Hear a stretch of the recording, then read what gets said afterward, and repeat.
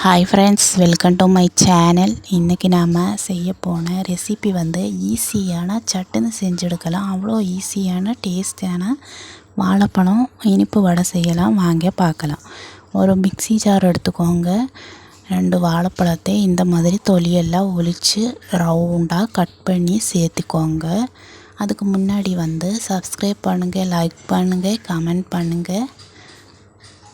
பாருங்கள், இந்த மாதிரி ரவுண்டாக கட் பண்ணி போட்டுக்கோங்க.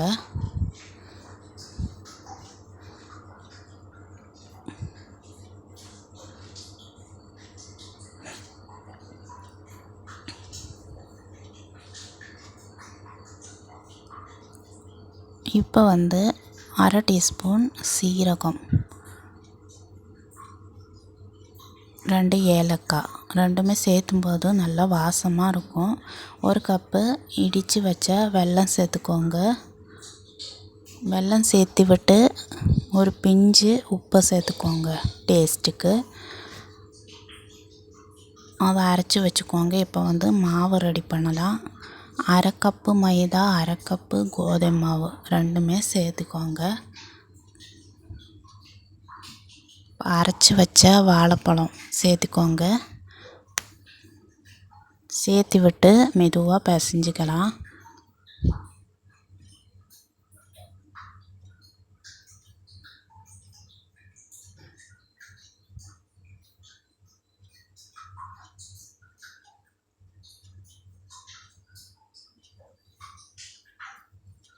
இப்போ 1/4 டீஸ்பூன் பேக்கிங் சோடா சேர்த்து விட்டு நல்லா பிசைஞ்சிக்கோங்க.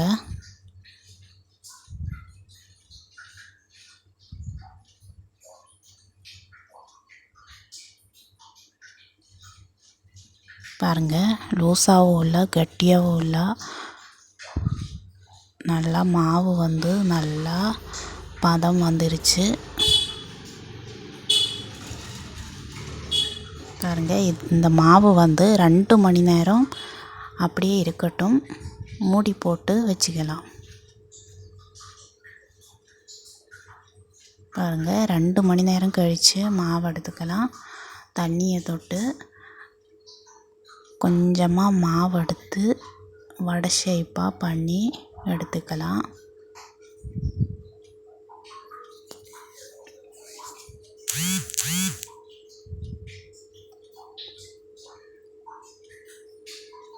ஒவ்வொன்றும் இந்த மாதிரி பிடிச்சிக்கோங்க. நான் ஏற்கனவே எண்ணெய் சூடாக வச்சுருக்கிறேன். எண்ணெய் நல்லா கொதிச்சிருச்சு பாருங்கள். இப்போ ஒவ்வொரு வடையாக போட்டுக்கோங்க. போடும்போது கவனமாக போட்டுக்கோங்க.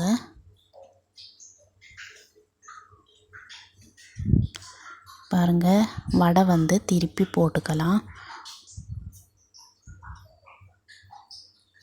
வடை நல்லா வெந்து வரட்டும். அது வரைக்கும் திருப்பி போட்டு ஃப்ரை பண்ணிக்கோங்க. பாருங்கள், வடை நல்லா கலரு வந்துருச்சு, நல்லா வெந்துருச்சு. பாருங்கள், எண்ணெயை வடிகட்டி எடுத்துக்கலாம்.